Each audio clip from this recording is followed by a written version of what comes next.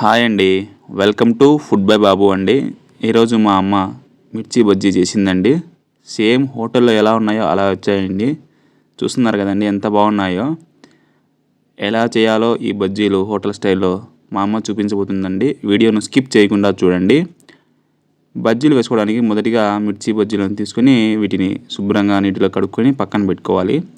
ఇప్పుడు ఒక బౌల్లోకి 1 కప్పు శనగపిండి తీసుకోవాలండి.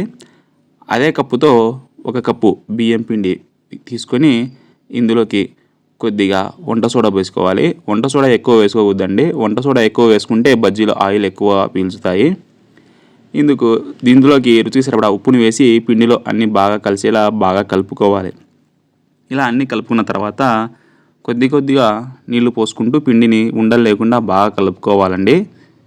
నీళ్ళు ఒకేసారి పోసుకుని కలుపుకుంటే పిండి ఉండలు కట్టే ఛాన్స్ ఉంది కాబట్టి కొంచెం పోసుకుంటూ వీడియోలో చూపిస్తున్న విధంగా పిండిని బాగా కలుపుకోవాలి. పిండి అంతా బాగా కలిసిన తర్వాత ఇక్కడ మా అమ్మ చూపిస్తుంది కదా వీడియోలో, ఈ విధంగా పిండిని ఒక 2 నుంచి 3 నిమిషాల పాటు బాగా బీట్ చేసుకోవాలండి. ఇలా చేయడం చాలా ఇంపార్టెంట్. ఇలా చేస్తేనే మనకు బజ్జీలు అనేవి చాలా బాగా వస్తాయి.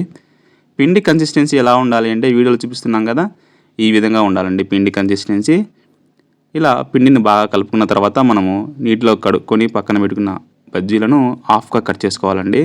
ఇలా ఎందుకు కట్ చేసుకోవాలి అంటే ఇలా కట్ చేసుకోవడం వలన మిర్చి అనేది ఆయిల్లో బాగా ఫ్రై అయ్యి అసలు మంటే ఉండదండి. లేదు అంటే మధ్యలో ఘాటు పెట్టి కూడా వేసుకోవచ్చు. కాకపోతే మంట ఉండకూడదు కాబట్టి ఈ విధంగా తీస్తున్నామండి మేము. తీసుకున్న బజ్జీలన్నింటినీ కట్ చేసుకున్న తర్వాత స్లాట్ పైకి పెట్టేసి కట్ చేసుకున్న పార్ట్ మా అమ్మ డిప్ చేస్తుంది కదా ఆయిల్లో, ఈ విధంగా డిప్ చేసి వేడిగా ఉన్న ఆయిల్లో ఒక్కటిగా వేసుకోవాలండి. సేమ్ అంతే అండి. కట్ చేసుకున్న పార్ట్ పైకి పెట్టుకుంటే పిండి అంతా మిర్చిలోకి వెళ్తుంది. బజ్జీ అనేది చాలా టేస్ట్గా వస్తాయి.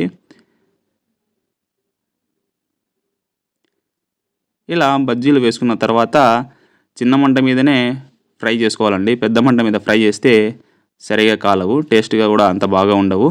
చిన్న మంట మీద మాత్రమే బాగా అటు ఇటు తిప్పుతూ బజ్జీలను బాగా వేయించుకోవాలి ఆయిల్లో. ఇలా లైట్ గోల్డ్ కలర్ వస్తూనే ఆయిల్లోంచి సపరేట్ చేసుకోవాలండి. అంతే అండి, ఎంతో రుచికరమైన క్రిస్పీ మిర్చి బజ్జీ రెడీ అండి హోటల్ స్టైల్లో.